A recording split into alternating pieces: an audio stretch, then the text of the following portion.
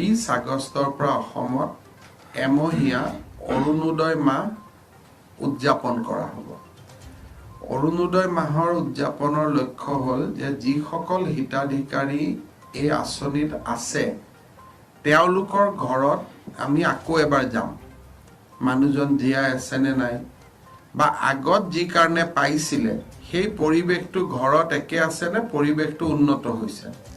যদি উন্নত হৈছে, চৰকাৰী চাকৰি পাই গ'ল বা গাড়ী কিনি ল'লে, তেতিয়া তেওঁলোকৰ জেগাত আন দুখীয়া মানুহে অৰুণোদয় পাব।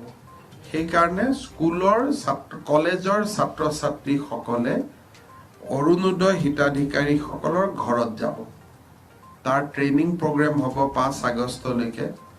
তাৰ পিছত তেওঁলোকে ঘৰে ঘৰে হিতাধিকাৰীসকলৰ ঘৰত এটা ছাৰ্ভেৰ কাৰণে যাব, যিটো 20 আগষ্টৰ পৰা 20 ছেপ্টেম্বৰলৈকে চলিব।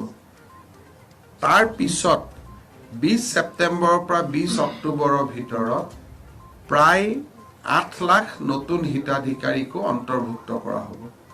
এই বিষয়টোৰ ওপৰত ডিচিসকলৰ লগত আজি মোৰ আলোচনা হৈছিলে।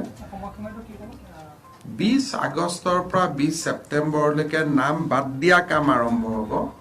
20 ছেপ্টেম্বৰৰ পৰা 20 অক্টোবৰলৈকে নাম সোমোৱা কাম আৰম্ভ হ'ব।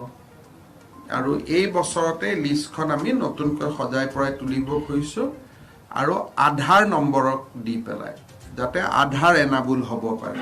আগত আমাৰ হিতাধিকাৰী লিষ্টখনত আধাৰ এনাবুল নাছিলে। আমাৰ অসমত এতিয়া আধাৰৰ কাভাৰেজ 96%ৰ ওপৰত গুচি গ'ল। খালি NRCৰ কাৰণে কিছু মানুহৰ আধাৰ ব্লক আছে, কিন্তু তেওঁলোকে আধাৰৰ অলৰেডি ফিংগাৰপ্ৰিণ্ট দি থৈ দিছে।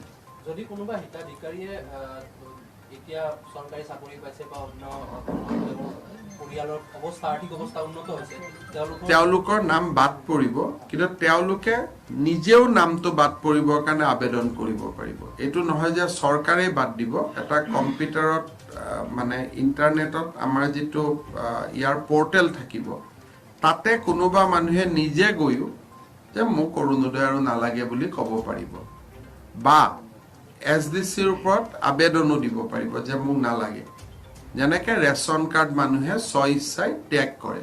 ধৰক এইবাৰে আমাৰ পুলিচৰ 10,000 ল'ৰা চাকৰি পালে, তাৰ যদি কোনোবা ফেমিলি কেইদিনমান আগতে এতিয়ালৈকে আমাৰ চৰকাৰ অহাৰ পিছত 32,000 চাকৰি দিলোঁ, কিজানি সেই 32,000ৰ 10,000ৰ ঘৰত অৰুণোদয় আছিলে, তেওঁলোকে নিজে এৰিব পাৰিব। কলেজৰ, স্কুল নহয়, কলেজৰ ডিগ্ৰী 3rd ইয়াৰৰ ষ্টুডেণ্টসকল, বিশেষকৈ NSS আৰু NCCৰ লগত জড়িত থকা ছাত্ৰ ছাত্ৰীসকল পৰিয়ালসমূহৰ ঘৰে ঘৰে যাব।